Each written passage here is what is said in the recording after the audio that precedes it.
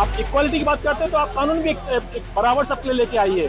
आप आज देखिए इस कानून का जितना दुरुपयोग हो रहा है वो वाकई में अति हो रही है। Atul Bhai will get the justice, and which is why I'm here protesting for it. We want that to be the laws to be gender neutral and the prenuptial agreement.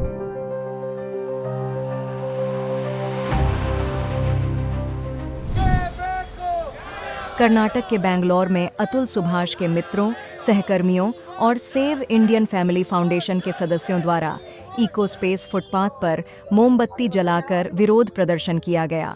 इस सभा का उद्देश्य जागरूकता बढ़ाना और महत्वपूर्ण सामाजिक मुद्दों के प्रति एकजुटता दिखाना था। साथ ही अतुल सुभाष को श्रद्धांजलि भी दी गई। यह विरोध प्रदर्शन शांतिपूर्ण था, जिसमें उपस्थित लोगों ने अपनी चिंताएं व्यक्त की और भारत में पारिवारिक अधिकारों और न्याय की सुरक्षा की वकालत की। So in Atul's video, if you see, the first accused he is telling is the judiciary, the magistrate. His wife he is telling is the third accused. So his high level of frustration is on the judiciary system, which allows them to bribe the police or the corrupt lawyers. They use this as a chance to loot. They get into a deal with the woman who is filing the complaint, like, I'll put this much money, give me 50% or 40%. His big worry or frustration is over the judiciary system. We want that to be the laws to be gender neutral and the prenuptial agreement. So it's not about men. I simply see it's being a human thing, right?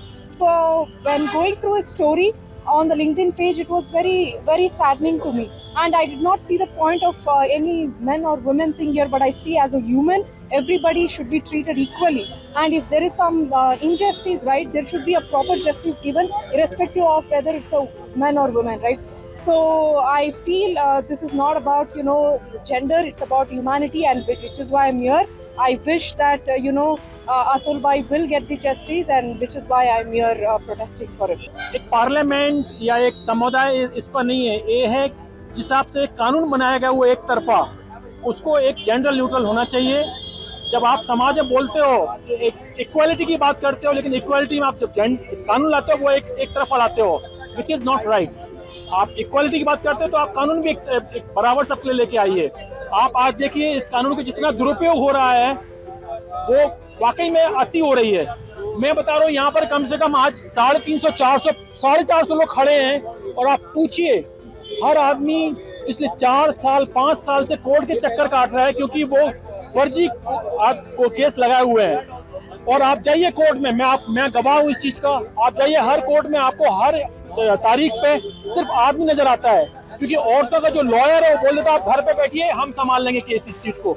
आदमी बेचारा परेशान घूम रहा है, आदमी नौकरी भी कर रहा है, आदमी घर भी संभाले, आदमी बच्चों की भी चिंता करे, लेकिन आप देखिए कि फर्जी वाड़े के चक्कर में एक आदमी की जिंदगी बर्बाद हो रही है।